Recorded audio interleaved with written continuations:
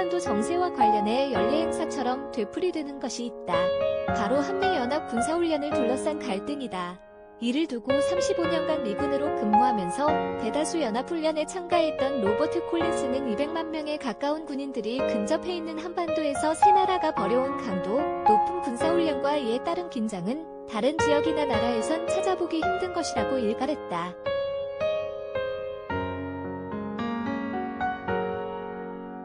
북한은 연합훈련을 대표적인 적대시 정책으로 간주하곤 중단을 요구해왔다. 특히 북한은 2018년 6월 1차 북미 정상회담에서 도널드 트럼프 대통령이 한미연합훈련을 도발적인 전쟁 게임, 워 게임이라고 부르면서 중단키로 약속한 것이 잘 지켜지지 않자 더욱 예민한 반응을 보인다.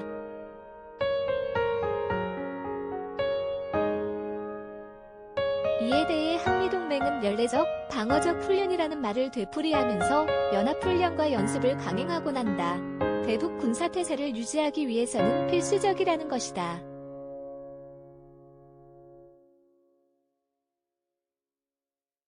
여기에는 한국과 미국의 각자의 필요도 반영되어 있다.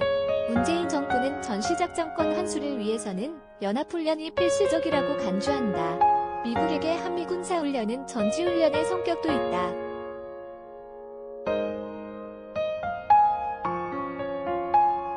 단위로 순원 배치를 하는 미군에게 한반도만큼이나 실전에 가까운 군사훈련을 할 수 있는 장소도 마땅치 않은 것이다. 지난 1월 28일 미국 국방부 대변인이 연합훈련 실시 여부와 관련된 질문에 대해 우리는 군사태세 유지를 위해 훈련과 연습의 가치를 인식하고 있고 한반도보다 더 중요한 장소도 없다고 밝힌 것도 이러한 분석을 뒷받침해준다.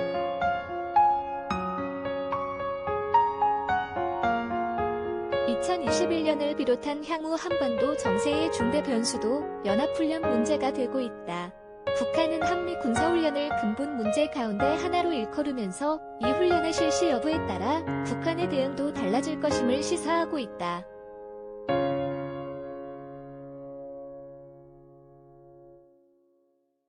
이에 대해 문재인 정부는 남북 대화에서 군사훈련 문제를 다룰 수 있다고 하면서도 연례적, 방어적 훈련임을 강조한다.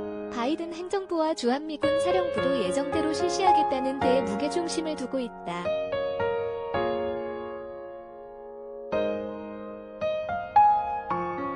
군대가 있으면 훈련을 해야 하고 한미연합 방위체계를 유지하고 있으니 연합훈련을 하는 것은 당연하다고 생각할 수 있다. 그런데 이러한 생각으로 연합훈련을 연례적으로 실시하면 한반도 긴장도 연례적으로 고조되고 만다.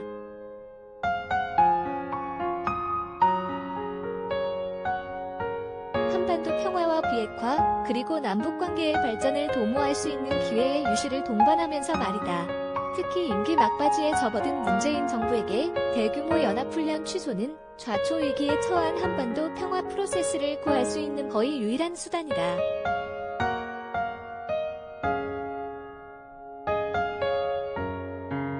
유럽에서 작아지고 한반도에서 커지다 한미연합훈련은 정전협정 체결 2년 후인 1955년부터 본격 시작되었다. 이때부터 1978년 한미연합사를 창설해 작전권을 연합사로 이양될 때까지 연합훈련은 유엔 사령관의 주권이었다.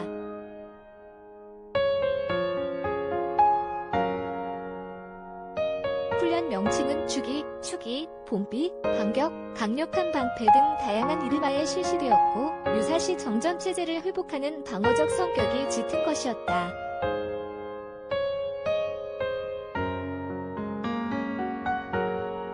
1960년대 후반 들어서는 미국 내에서 제2의 한국전쟁이라는 말이 나올 정도로 북한의 도발과 이에 따른 물리적인 충돌이 잦아지기 시작했다.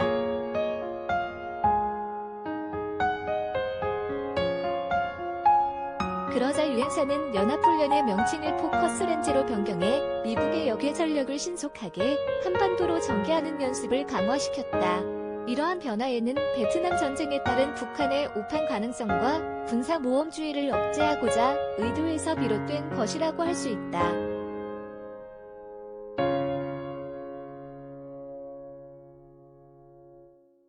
이처럼 한미연합훈련이 대폭 강화되자 북한은 포병을 비롯한 상당량의 군사력을 전진 배치하는 것으로 응수했다. 당시 미국은 전술핵 무기를 대거 한국에 배치하고 있었는데 북한 군사력의 전진 배치 능력 끌어안기의 의도도 있었다.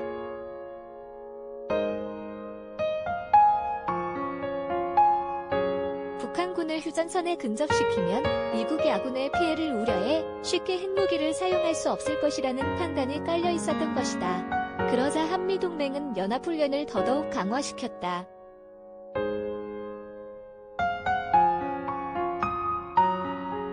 1976년 여름부터 한국의 을지연습과 기존의 포커스 렌즈를 통합해 을지 포커스 렌즈를 시작했는데 이는 당시 세계 최대 규모의 컴퓨터 시뮬레이션 훈련이었다.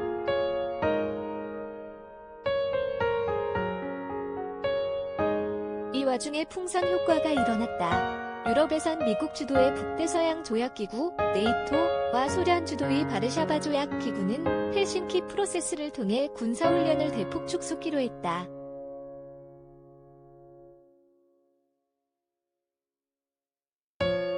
유럽 대탕트가 본격화된 것이다. 그런데 그 불똥이 한반도로 튀었다. 대규모의 군사훈련을 할 수 없게 된 미국이 한반도와 그 인근에서 1976년부터 팀스피릿 훈련을 시작한 것이다.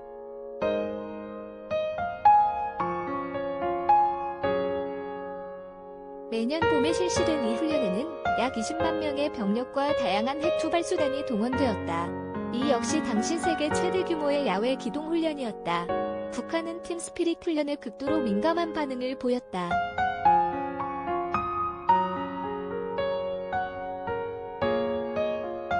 (1993년에) 김일성을 면담한 게리 아커맨 미국 의원은 그가 팀스피릿을 거론할 때 손을 부들부들 떨었다고 말했고, 제임스 클래퍼 국방정보국 (DIA) 국장은 의회에서 북한은 팀스피릿 훈련에 거의 미쳐버릴 지경이라고 증언하기도 했다.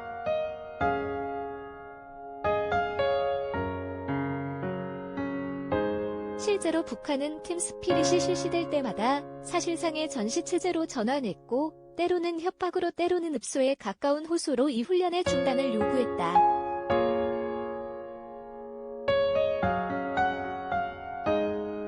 앞서 소개한 콜린스는 북한이 핵무기를 비롯한 비대칭 무기 개발을 본격화한 것도 세계 최대 규모로 강해진 한미연합훈련에 대한 대응의 성격이 짙다고 분석한다.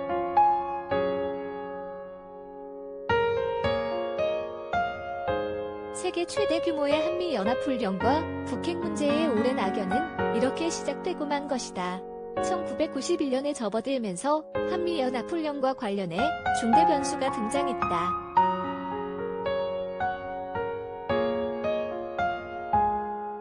북한의 핵개발이 논란거리로 부상한 것이다. 한편에서는 북한의 핵개발 중단 압력을 높이고 필요하다고 판단하면 북핵시설 파괴를 위해 연합훈련 강화의 필요성이 제기되었다.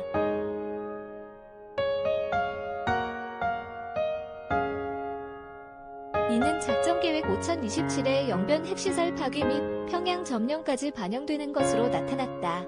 다른 한편으로는 북한과의 외교적 해결을 도모하기 위해서는 연합훈련을 자제해야 한다는 주장도 제기되었다.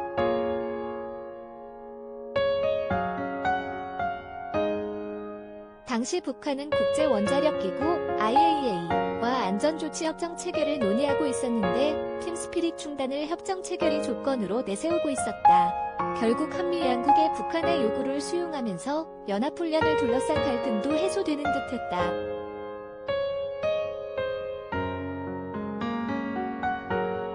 그러나 한미 국방장관들이 1992년 10월 팀스피릿 재개를 발표했고, 북한의 강력한 반발 속에 이듬해의 훈련이 실시되었다. 1993년 하반기 들어 북미 협상이 본격화되면서 1994년 팀스피릿을 취소되었고, 그해 10월 북미 제네바 기본합의가 체결되면서 이 훈련은 종식되었다.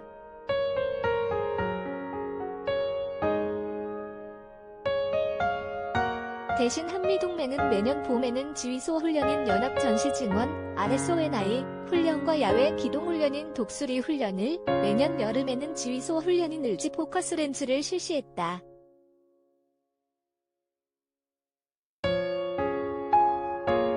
(2007년에는) RSONI가 키 리졸브, 키 리절브로, 을지 포커스 렌즈는 을지 프리덤 가디언으로 명칭이 변경되었다. 세계 최대 규모의 훈련 명칭은 변경되었지만 세계 최대 규모의 군사훈련이라는 점은 변함이 없었다.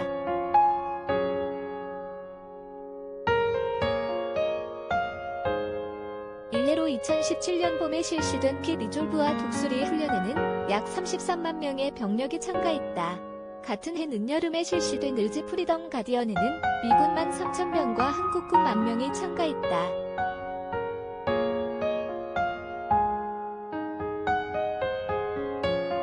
컴퓨터 시뮬레이션 방식의 연합지휘소 훈련에도 상당한 병력이 참가한다는 것을 알 수 있는 대목이다. 또한 한미연합훈련은 양자훈련이 아니라 다자훈련이다.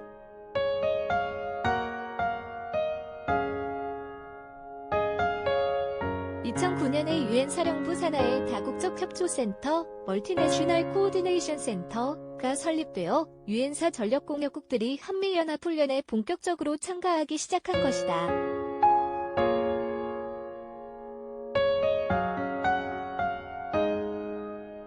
이와 관련해 2014년에 다국적 협조센터 부소장을 맡았던 크리스 오스틴 대령은 최근에 전력공여국의 역할이 참관단을 보내는 수준에서 더 확대되어 왔다고 밝혔다.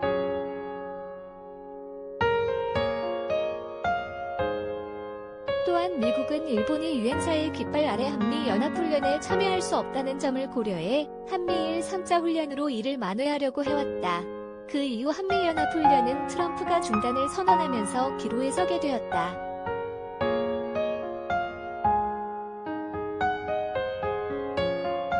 그는 2018년 6월 12일 김정은과의 정상회담을 마치고 가진 기자회견에서 우리는 전쟁 게임, 워 게임을 중단할 것이라며 두 가지 이유를 들었다.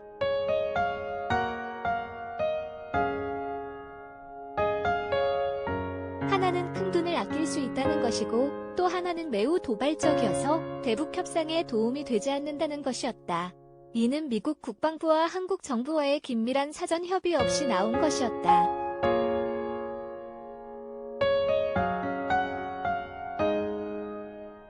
트럼프는 2019년 6월 30일 김정은과의 판문점 회동에서도 연합훈련 중단을 거듭 약속했다. 그 이후 한미연합훈련은 여러 가지 변화된 모습을 보였다.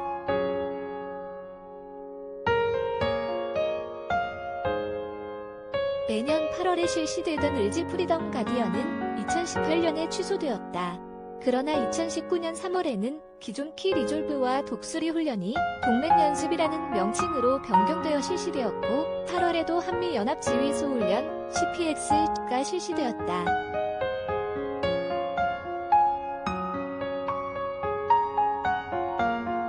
2020년 3월에는 지휘소 훈련을 준비하다가 코로나-19 상황이 악화되어 무기한 연기되었고 8월에는 지휘소 훈련이 실시되었다. 그런데 한미연합훈련이나 연습은 3월과 8월에만 있는 것이 아니다.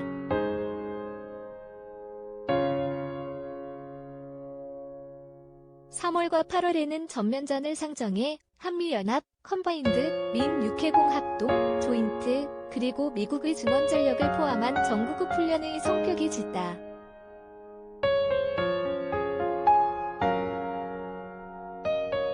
이외에도 한미공중훈련인 맥스선더와 비질런트 에이스, 한미연합해병대 훈련, 한미미사일 방어통합훈련도 존재한다. 아울러 대규모 훈련이 취소되거나 축소되면서 소규모 연합훈련이 크게 늘어났다는 점도 주목할 필요가 있다.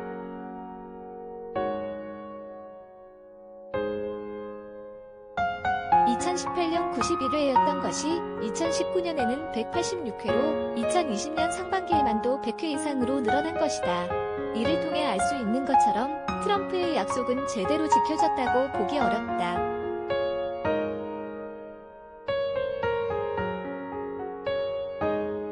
또한 2020년의 훈련 연기나 축소는 트럼프의 약속보다는 코로나의 영향을 더 크게 받았다. 이러한 상황에서 트럼프가 재선에 실패하고 바이든 행정부가 등장하면서 트럼프의 약속이 더 이상 유효하지 않다고 여길 수 있다.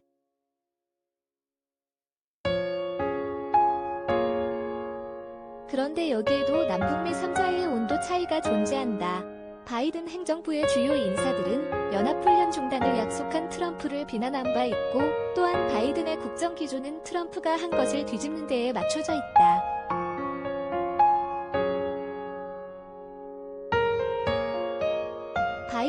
정부로서는 트럼프의 약속을 지킬 이유가 없다고 간주할 가능성이 높다는 것이다. 이에 반해 북한은 8차 당대회에서 사상 최초의 북미 정상회담에서 새로운 조미 관계를 수립하기로 합의한 것을 총결 기간 2016-2020년에 이룬 성과들 가운데 하나로 제시했다.